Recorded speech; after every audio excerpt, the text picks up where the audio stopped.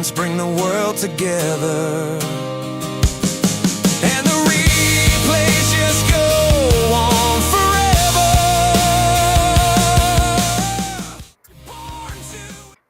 Hello, everyone. How you doing? Welcome to another episode of LinkedIn Literacy. Now, I got to give kudos to my guest or my co-host. I apologize, my co-host, who is making it through some pain, but she's sticking around. I want to thank Shelly for joining and yes, making this show a priority when it really didn't have to be. Thank you, Shelly, for showing up. You know, this My is special pleasure. to me, but I'm I feel for you. I know that you're in a little bit of pain, and all the best. Thank you. I'm All tough. right, you're tough. Yeah, you got military background, so tough is Yeah. probably in your DNA. Yes. Fantastic. All right, so we are lined up for a great conversation. But before we do that, I want to welcome everyone to the show, those who are joining us live. Take a moment and say hello and welcome to people in the audience. We have Keith who has joined. Keith, good morning to you in Melbourne. Great to have you. And as everyone joins us throughout the show, feel free to participate and engage in comments. If you have questions, drop your questions in the comments. We'd be happy to answer them.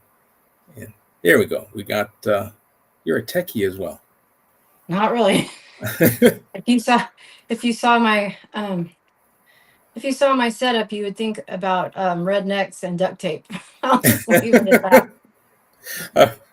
Oh, that's beautiful. I'm your host, Americo, and I am so excited to be building a brand and having you be part of my journey. Uh, I'm here to help support everyone because it's time to be seen, heard, and remembered. You've known me as the customer experience guru, and hey, that's still in my wheelhouse. But I think there's a bigger opportunity to help deliver and optimize a customer experience through live or virtual events. Um, it's my jam. I really love what's happening here and enjoy the community that I'm building, and so proud to have many of you kind of come along for the journey. My host, to my right or left, Shelly Spence, the founder of Shelly Socials. Shelly, why don't you introduce yourself and we'll get started. Well, thank you for that, Americo. Hi, everybody. My name is Shelly Spence, and I am the founder of Shelly's Socials. And what we do is help people get a good start on their LinkedIn experience and presence, where they can build a profile that's optimized, and then they attract attention to their profile, and ideally the profile will drive the viewer to make a call, book a class, whatever the offer is. And so that is what I do. And thank you for having me tonight, Americo. Great. We have a few more people joining us. So throughout the show, feel free, let us know where you're joining from. We've reached as far as Australia. Love to know where you're coming in, where you're joining. And once again, as I mentioned, if you have questions or drop them in the comments, we'd be happy to join and answer those questions. We also have some questions for the audience. I queued some questions up for the audience.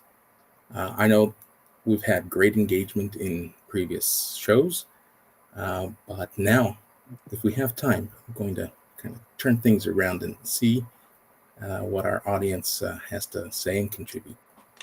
Right. So today's conversation is about authenticity, trust, and credibility here on the platform.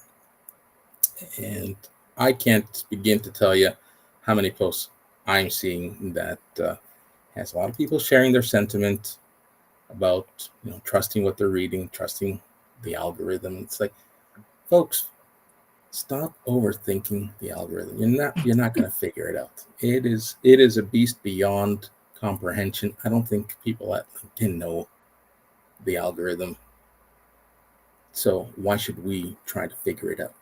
Right? There's so many hands, so many moving parts that it becomes difficult to really dive in and get a good understanding. But today's conversation is really about you and I, and how, not only how we met.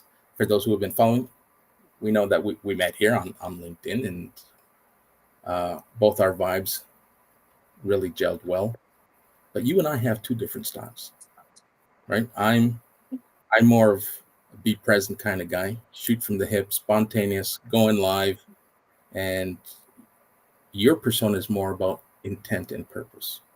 Now we both get great results, right? At least I think we get great results, and I'm happy with my results. Sure, they're not hundreds of thousands of impressions, but I'm not chasing impressions. I'm chasing value for my community.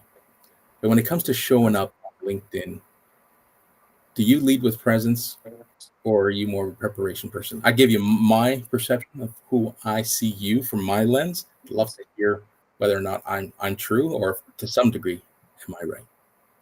And forgive me, I'm not quite following you. So, forgive my voice. I have a sore throat too, on top of everything else. So, could you rephrase your question? Absolutely. I'd love to rephrase the question. So, uh, when it comes to posting, let's take it back to posting. You have a systematic, call it a formula, call it what you want, Oh, okay. but Okay. your design and how you show up, your presence on LinkedIn is different. And I know you, from a personal perspective, you put a lot of work into I post too much. understanding into your posts. But you Yes. get great engagement, you get great results, and you do the same for the people that you work with. Myself, I know that a year ago I was kind of all over the place. I was talking about a whole bunch of things, trying to see what stuck. Now I know what's sticking, but I don't go into the depth of planning. I kind of just keep it lighthearted, and very often, with a lot of ideas kind of swimming in my head, guess what? Something comes up. Oh man, I got to post that before I forget it. And I used to schedule them, and scheduled posts didn't really do that well. So I just, hey, the idea's fresh. Let's post it, whether it's a poll, whether it's, whatever it is in terms of style. But I'm more of a spontaneous kind of person, where you're more of a plan. You said no. Am I wrong? Oh, yeah, no, I'm not spontaneous. You're exactly right. Most of the time, I write a post and I put it in my little library, whatever you want to call it, and then figure out when I'm going to use it later. A handful of times I've shot from the hip and those posts have performed well, but I don't get the grand ideas often enough to depend upon that. I have a lot of what I think are good, I think they're great ideas. I get a lot of those, but they take time. I want to make sure my posts are well written. I want to make sure that they're formatted correctly. I want to make sure they're optimized for as many impressions as possible. I try not to chase impressions, but I do think watching impressions matters. And so, like right now, everybody's impressions are down, and mine went up great right after my trip, and then they've settled down a little bit. So, but we still should be seeing overall growth. So our impressions go, go, go, then we flatline. So whatever the algorithm's doing, it's going to do its thing. But then I hope to see them start growing again, because in all things, including my LinkedIn activity, I always strive for improvement, for growth. And so I don't live or die by impressions. And I know, but to say impressions don't matter would be a lie. They matter, because the more impressions you have, the more eyeballs have seen your content. And now, if you don't have great impressions, that's okay. You can still sell. I got my very first lead off of someone reached out to me. I didn't even have my profile optimized, and my impressions were crap. But I somehow was getting that message out there, right? So I would never recommend for somebody, wait till everything's perfect, wait until your impressions are up, wait, and then start selling. No, no, no. You want to hit the ground running in all areas, right? But don't say, well, my impressions suck, and then sit there, right? Because yes, part of it's the algorithm, but how's your hook? How's your rehook? How's your writing? Right? What does your visual look like? And I do think that all those things do influence our impressions, and I think those are important. So, in a nutshell, don't let low impressions discourage you, but still look for a way to improve them, because the more impressions you have, the more eyes you have on your content. And to me, that is simple, right? It is simple. I've been doing a lot of research lately, and I know you're big on research and really understanding the why things perform the way they do. But the impressions compared to the average view time, like when you're writing a post, you have 1.7 seconds to get someone's attention. Mhm. And if your hook doesn't nail it or your graphic doesn't nail it, you lost them. Yeah. And you're really good at the hooks. Me, it takes a little bit of practice, but that's where perhaps we differ. I have a different opinion on impressions. If they're a couple thousand, I'm happy. If Yeah. they're a couple hundred, hey, um, do I pull the plug on it? Do I repost it later at a better time? These are all things that people consider. But let's Yeah. address Keith's question. Keith's And I asking can't see what. any questions. Thank No, you. that's Go fine. ahead. I'll read them. I'll read them out to you. What's the best way to get engagement on LinkedIn? The best way? Post good content. Make sure it's well written. Make sure you're speaking to your audience. And also, too, you want to hang out for at least 60 to 120 minutes and host your posts. If people are going to comment on your post, it's only to me, it's only polite and respectful to respond, the first hour or two. And I've always been big on all of those things. Being present absolutely is Yes. one of Yeah, the key elements, and especially absolutely. that first hour. And if you haven't got that hour, and that's where I used to fail, because I used to schedule them to go out in the morning, and then when I'd get up, Yeah. I'd see who started to engage, but I'd be late to that, and I'd be Yeah. responding, and you kind of miss that tail, right? Where, how about, and I know this is probably a question leaning towards more what I'm doing in terms of live events. I'd say engagement, when compared, these types of events, when compared to any other format and style of content, outperforms any other engagement, whether it's a carousel, whether it's written. I believe that, Yeah. And because you built the 41%. Oh, I'm sorry. Go ahead. Pardon me. 41% is the average engagement rate. Now, what kind of work needs to go into that 40%? Probably a lot of work. I'm thinking for each event, you got to have a 4-week tail to build awareness, get people to consider the show's content, show up and engage. If you just do a pop-up, you're probably not going to get the same success. Sorry. Now, go on. Another thing I'd add about the engagement is you also want to engage on other people's content too. Sow a little seed and be reciprocal. I think that makes a difference. You're never going to be able to support all your friends on here with every post. It's humanly impossible. But if you are supportive of other creators, large and small, in and outside of your network, you'll only benefit, and one of those benefits will be engagement. I totally agree, and so does Keith. He's responding, comments, etc. So yeah, I can't say it enough. I was working with someone earlier today who didn't realize the importance, and of course, life gets in the way and shifting priorities. You can't Oh, always engage, but always make an effort to circle back. Sometimes it might be a day or two. A couple of weeks ago, or actually, I think it was our last episode, we had over 300 comments in our show. wow. And when you sit down and try to respond to 300 comments, there's a good chance they're not all going to get done within that first hour. In Yeah. fact, they're probably not going to get done for a couple of hours.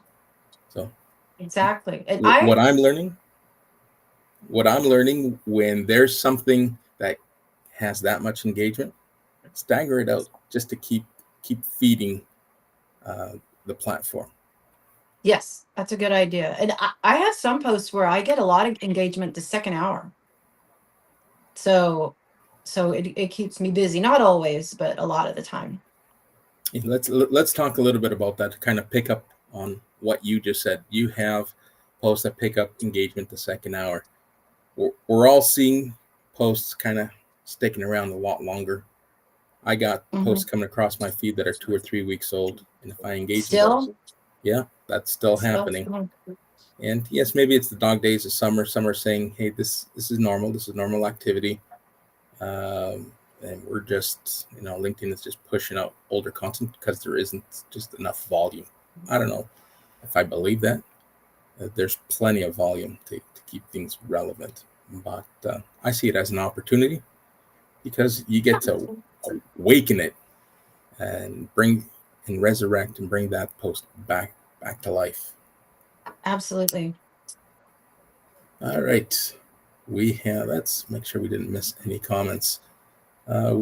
So we're now in Africa, in Australia, Canada, and the US.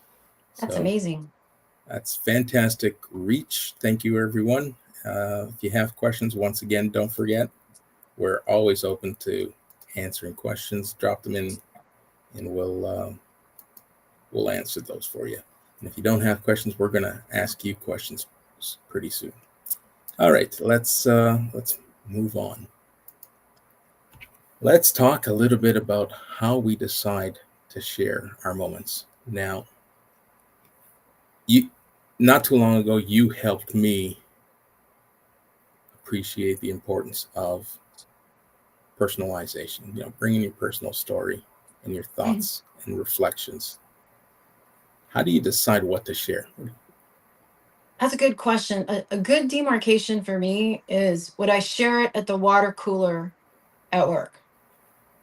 Right?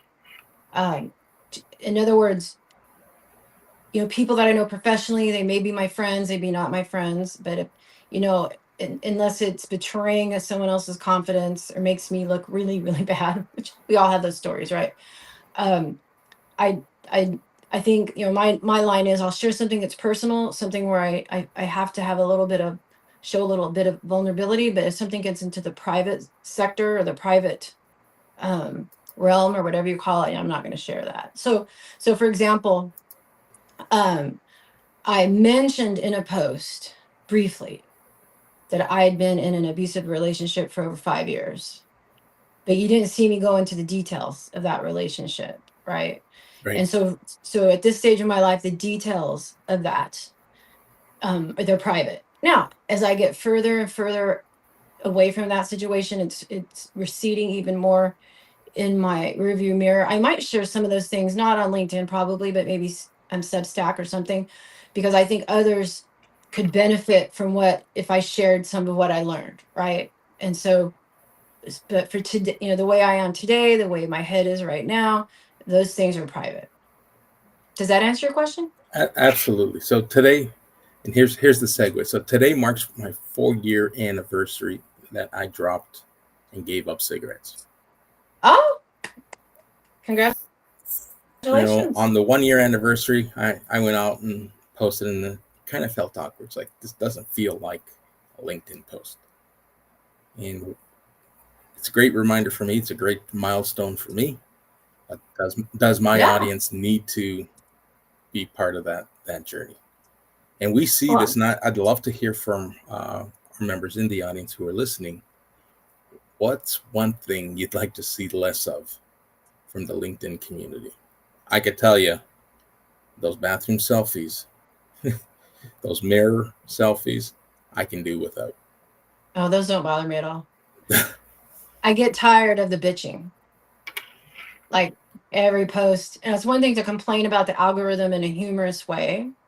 It's another thing to just sound totally, defeated and feel rejected because it's not performing, and that brings negativity. I think if we if you bring humor, if you're talking about impressions, and you can bring humor to it, or you can help people improve, but just to complain about it, um, yeah, that's what I could do without, is the negativity. Yeah, negativity.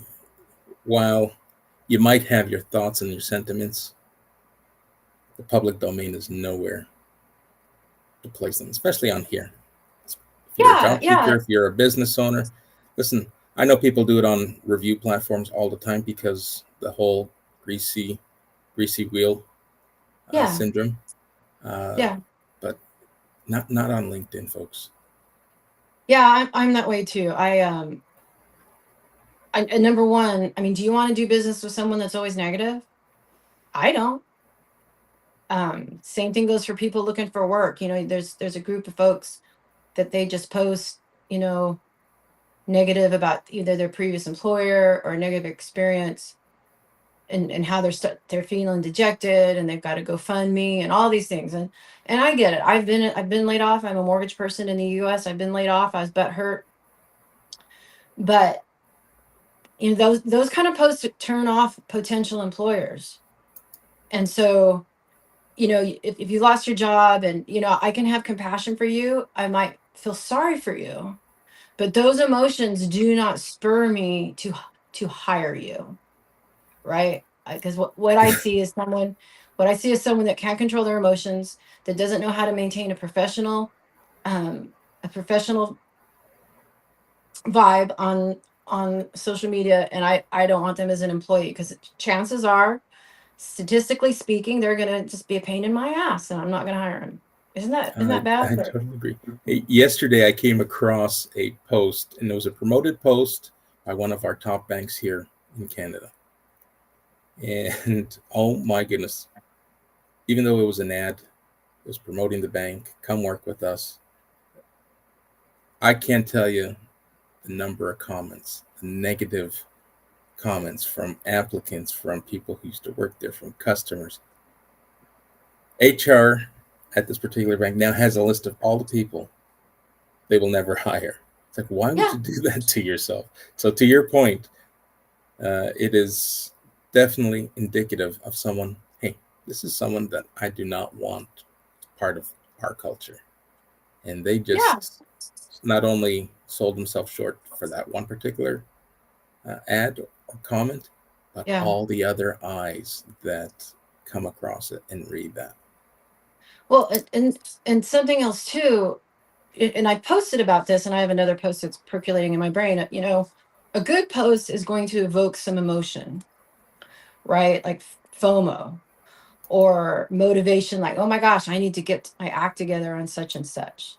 Um, but pity is not an emotion that you want to invoke in your audience, because they're not gonna buy from you, and they're not gonna want to hire you if they're feeling sorry for you, right? I have compassion in my heart for a lot of people that struggle in the workplace, but I'm not going to jeopardize my business. I'm not going to jeopardize my career. I'm not going to jeopardize, um, the rest of my team, right? Their morale, because you're showing me that you don't know how to maintain your own morale. Why would I want you here? I can still feel sorry for you. I can still have that pity, but I'm not going to hire you. So yeah, excuse me, ouch. Anyway, but yeah. All right, so let's continue to build on this, and let's talk about, or continue to talk about, trust. What builds trust faster? Is it coming on and showing and demonstrating your vulnerability in real time, or is it really thoughtful storytelling, more of a long play, more of a long game, It's going to or is be a there a long place for play. both? Yeah. I mean, you could say, if you meet someone that you might want to date, or be best friends with, you don't know right away if you're interested in that. You first recognize, oh, this person's smart. I have fun. I can hang around with them. Um, but it takes a while to build the real trust if you're smart, right? So I think I do think it's a long game. It's a combination of showing that you know what you're talking about, right? And also, showing your social authority, um, that you're treating people respectfully in your community, and all those things, but that's not going to be built overnight. So that's why I think it's smart to start building a personal brand today, whether you think you need one or not. Right? If you start today, you'll have it in place months or years down the road when you really do need it. And chances are the vast majority of us in today's environment, whether it's for our own businesses or for employers, we're going to need a personal brand. We're going to need a smoking hot a LinkedIn profile and a presence. And so, but if you wait until you need it, it's not too late, but you create a bigger problem for yourself, right? I totally agree. And that kind of rolls into the next question of spontaneity. I see it so often. We all see it time and time again. People are spontaneous. Hey, I got to give my LinkedIn profile a facelift because I'm starting to look.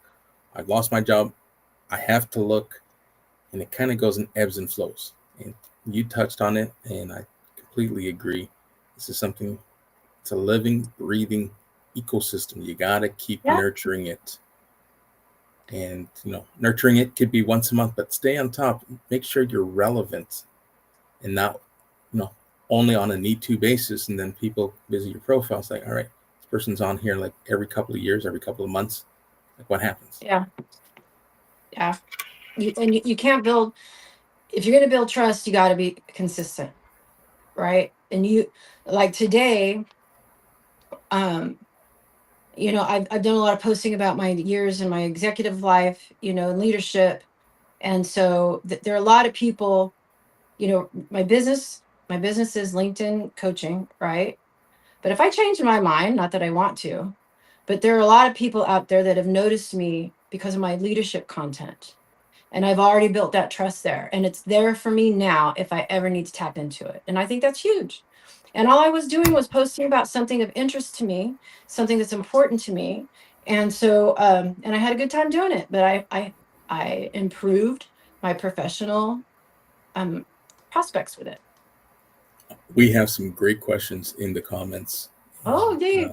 I'm going to jump into them. What is the ideal length of a post? Is there a sweet spot? It depends on a lot of things, right? So if your audience are middle-aged ADD women like me, 750 max, because my eyes cross if it's too much. But some topics, you cannot serve them properly with just 750 characters. So the limit, the hard and fast limit is 3,000 characters. You're probably best, your longest ones should never be more, in my opinion, more than 1,500. And I try to keep mine right around 1,000 or so.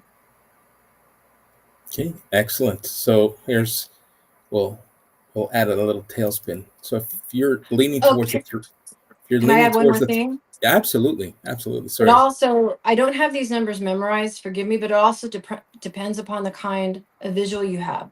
So if you have a video, you only need 250 to 500 characters, right? You're more introducing the video.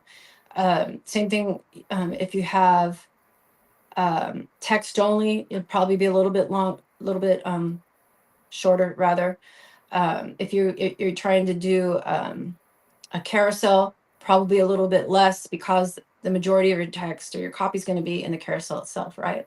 So Right. it does depend. It depends on a lot of factors, but again, it also boils down to, who's your audience? Because if I'm your audience, I'm going to prefer it shorter, and I'm just going to keep scrolling if it's too long, and I do that all the time. So I see something that's way long, I'm like, oh, this is too much. Scroll. So anyway, go ahead, Mariko. So there are resources that share stats with us that suggest 25% of people or members prefer to read their content, while another 50% prefer to watch and 25% prefer to listen. Mm-hmm. So my thought on the written side of things, simply because I hate writing. I don't think I'm very good at it. I'd like to keep it short. I've tried getting it long, and it just never took off.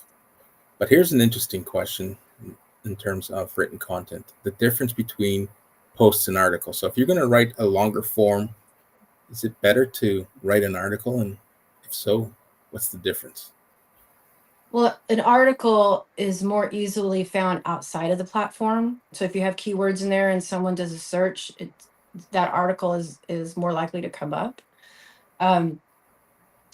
And also too, you have an opportunity to perhaps get more eyes on it.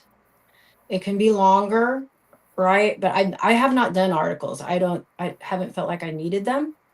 So it all depends on what your goals are. Like if I'm gonna write something longer, I'll probably do it on Substack. I just signed up there. Well, let's pause and talk about Substack. Why not do both? Because that's what I'm doing. Oh yeah, you can do both, but I think that those platforms call for slightly different types of content.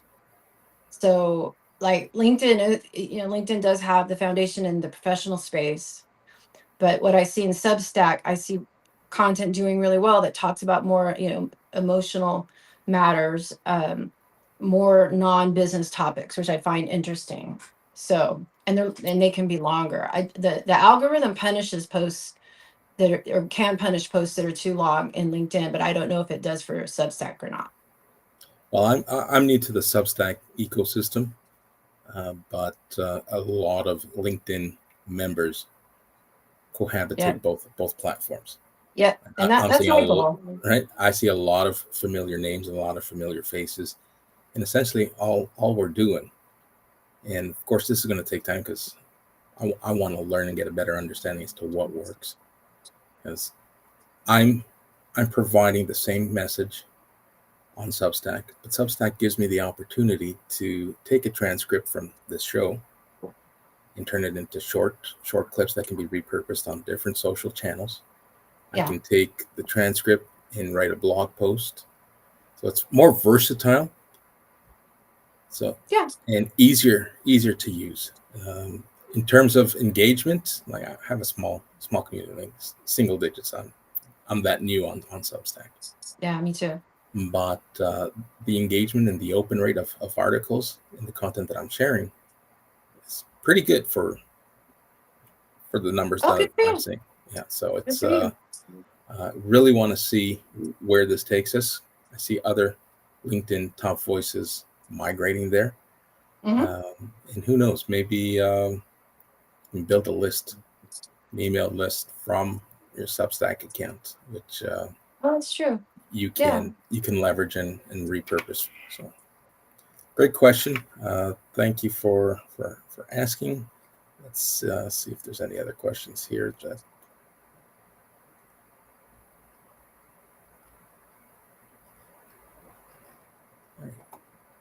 No other questions from the audience. Let's jump in and continue our chat.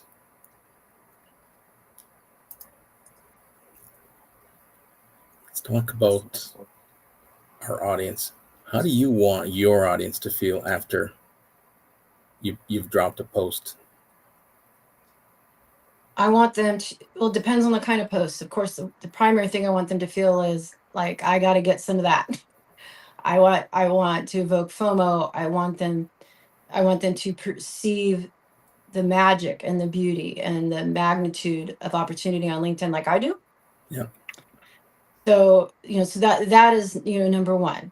Number two, I also want to inspire, people that might be struggling with something that I've struggled with in the past, and show them that, you're, for example, I posted a couple times about making ourselves small in our language, in our writing. I just wanted to do blah, blah, blah. I only meant thus and so. That kind of speech where you're actually metaphorically shrinking yourself to make what you have to say less important. And it took me a long time to figure out I was doing that to myself. Why didn't people listen to me in meetings? Why? I know I'm smart. I know my shit. What was I doing wrong? But once I realized that and I struck those phrases out of my vocabulary, it was like a whole different experience in meetings, right? And so that's the kind of thing I want to share, because I know there are other people, in LinkedIn and my network that have had that same issue, because it's, Everything I've gone through, I'm not the only one, right? And so anyway, I'm also wanting to inspire and help people as well. And that's the fun part about LinkedIn.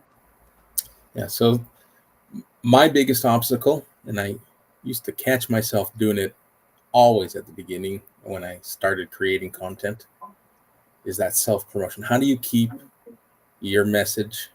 You want engagement, but how do you prevent yourself from being self promoting and There's no giving that vibe that you're beating your chest and feeding your own ego? well, so number one, we have to project a vibe that we believe in ourselves or no one else will. So the first person that you have to convince that you are worthy of attention is you, right? Now, where's that line between arrogance and self-promotion? I think we all have to find that sweet spot for ourselves. If all we talk about is us, that's going to show. So I try very hard with not 100% perfection in my posts to make sure that my ICP or my audience can see themselves in my post. It's not just all about Shelly. Even if I'm talking about something about me, I try to steer the post where it's no longer about Shelly, but now I'm talking about my ICP. I put them in my place, right? And so I think if we post, forgive me, sorry. If all we talk about is ourselves all the time, we will come off as arrogant. We will even maybe come off as narcissistic, and it's all about us. We don't want that. We want people to see our content, see themselves in our content, see themselves and their pain points in our profile. And I think that those things alone mitigate half of that risk, right? So there's no, if we don't believe in ourselves, no one's going to buy from us. So we have to exude that. Awesome. So what advice can we give our listeners who are thinking, it's like, well, Shelly, Americo, people keep coming on here saying, you got to be authentic. You got to bring your authentic self. How do you keep authenticity from being arrogant or self-promoting?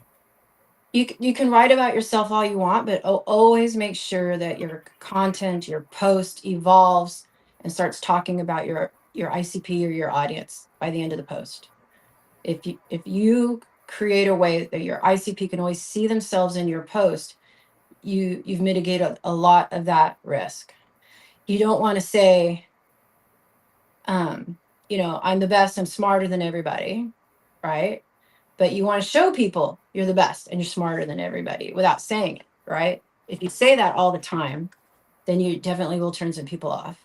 But if you show you know what you're talking about and you project that confidence and you also direct your content and your profile towards your audience, I think that's the way to do it.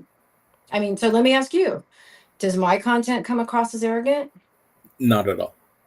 But do I come across as I believe in myself and I know my shit? You are a subject matter expert for anyone who doesn't know enough about LinkedIn. I could trust what you're saying, because even though you're not saying it through, unless it's a live event like this, your written word is easy to trust. Well, thank you. Yeah, so And I try to do all my content. That's what I try to achieve, right? Without it all being all about Shelly. So for me, I've said it in the past, and I'll say it again. For me, it's been more about driving visits to my profile. I want my content not only to resonate with someone, but I'm looking for buying signals. I'm looking for networking signals, and typically those come from visiting our profiles. Yeah, so, and that's my primary goal too. Right. So if we were to ask ourselves, how do you want people to feel after they visit your profile? I want people to feel like, wow, this woman knows what I'm going through. She knows her stuff, but she had to figure things out the hard way, but she did figure it out, and I think she can help me. That is what I want people to feel when they visit my profile. So I dropped a post was it last week or maybe 2 weeks ago now? that called out some of my marketing colleagues. Like, if you're in this marketing and your core responsibility is to help others improve their visibility and raise awareness, and you're working with businesses, and I visit your profile and you've done nothing, you've said nothing, how am I supposed to trust that you're good at marketing? Yeah. And I got some good engagement where the response was, well, I'm so good that I don't have time to update my profile. I'm focused on helping my clients and less focused on That's fair. the aesthetics. Is it fair? Yes. You're not going to get my business. Am I buying it? I'll be the first to say no. And that person, they're going to, unless they change, they're going to be irrelevant in 5 to 10 years, if not sooner. Seriously. Now, I mean, if you're working in corporate and you're on the executive team, like a lot of us were, and the company, you don't have to worry about attracting your own clients, maybe, but I think as the platform evolves, and I think as the workplace evolves, and industry and business in general evolve, I think it's going to be necessary. Yeah, I totally agree. And James is jumping in, and he's written, it's all about being real. People who use the pick me content are trying too hard to look a certain way, to fit a certain stereotype. Yeah, the pick me content is feel sorry for me and throw me a bone, right? Absolutely. Yeah. You won't find that in my content. I'd rather starve than do that. I'm not gonna lie, I'm starting to unfollow some of the voices that are saying, do this and it will 10 times whatever metric you want. I'm starting to get tired of that message, because 10 times 0 is still 0. Yeah. Right? And those who are pushing those pick me programs because I've done it, that's pushing a square peg into a round hole. And I'm starting to question some of their credibility.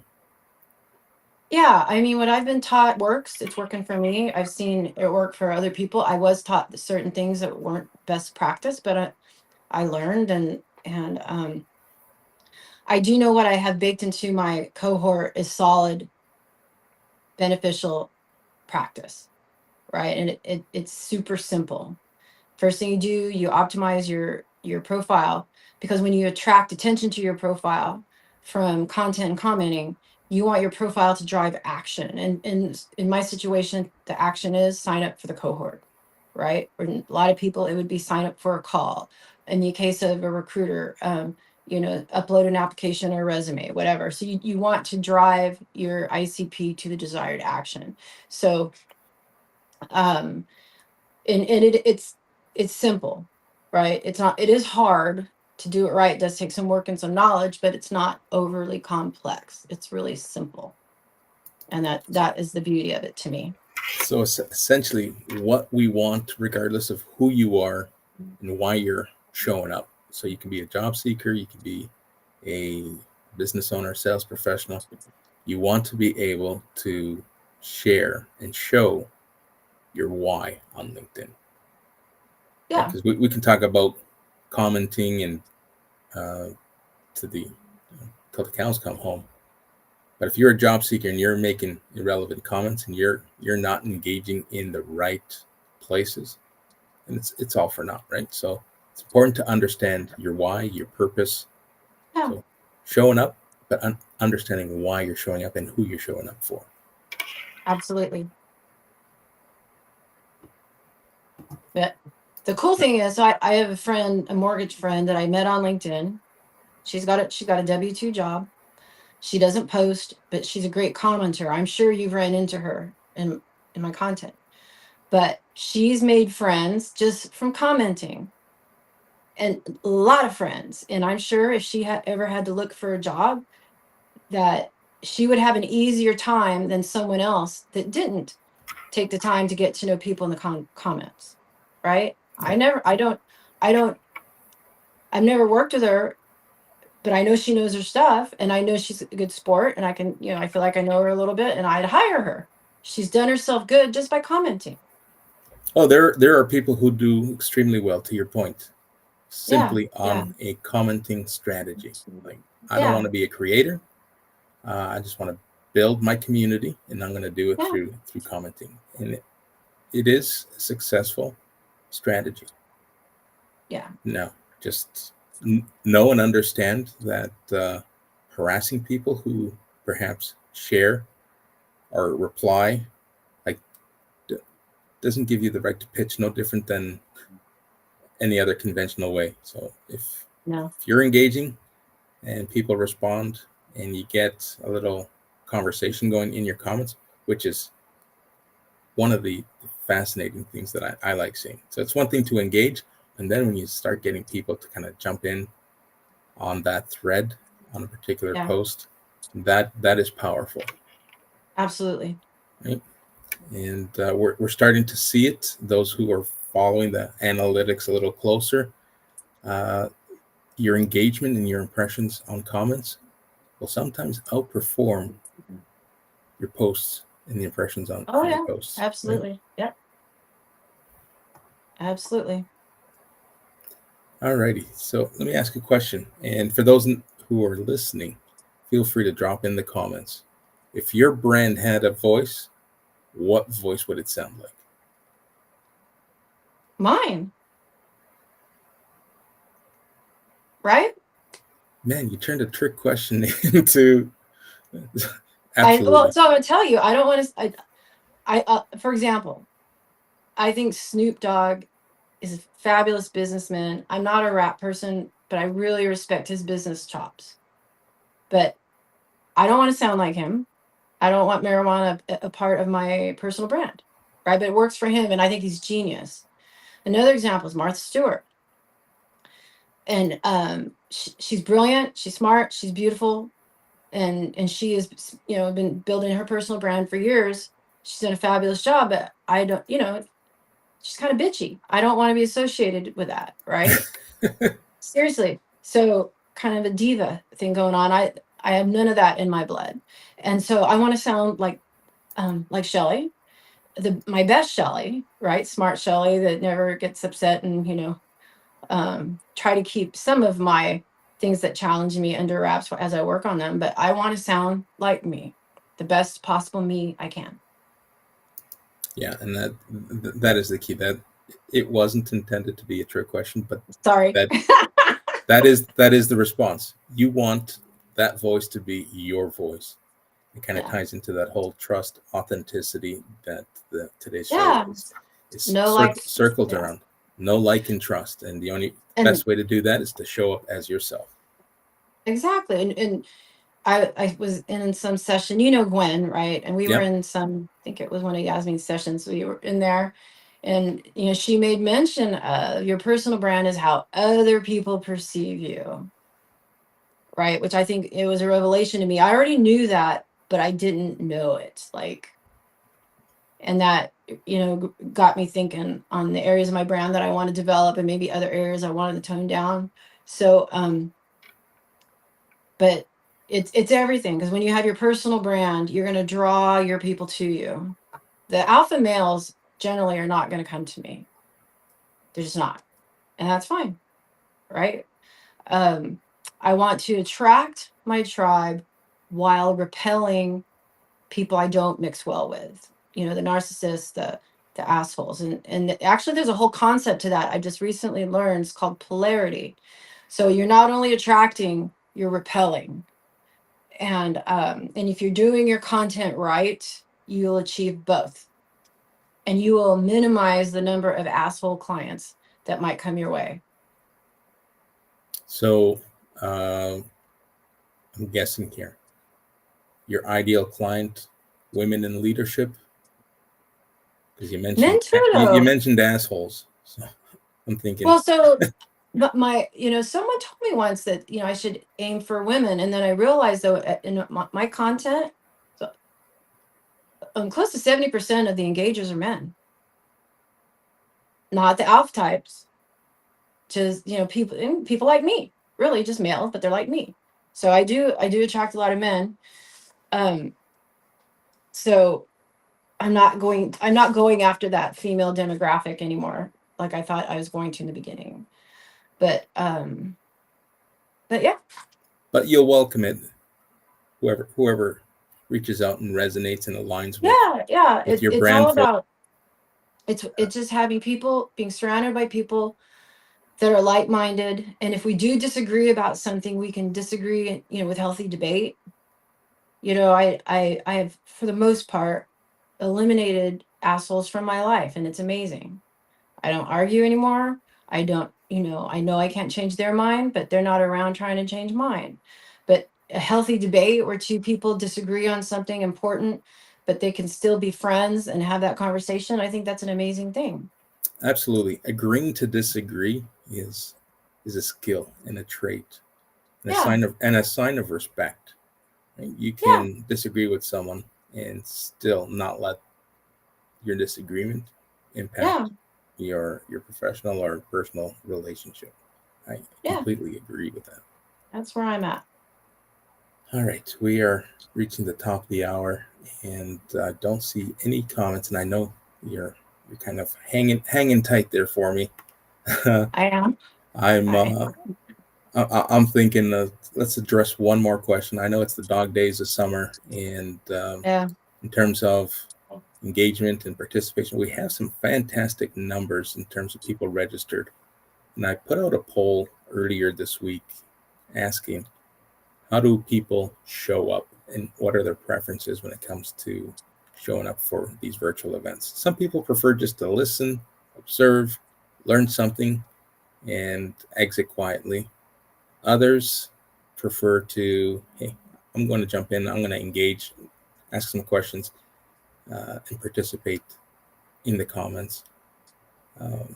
Some, hey, if I don't have an opportunity to come on stage, then really there's really no point. I want to be part of the event. And I know that we originally carved some time for that, but I think we're having a great conversation, and we might not have that opportunity at this time. But just as we wrap up, what's one thing that you've learned from someone else in their story here on LinkedIn? And I know you hang out with a really strong crowd. I'm blessed. I have good friends on here. You're part of that. I think, and this is a lesson I've already learned before LinkedIn, but LinkedIn reinforced it.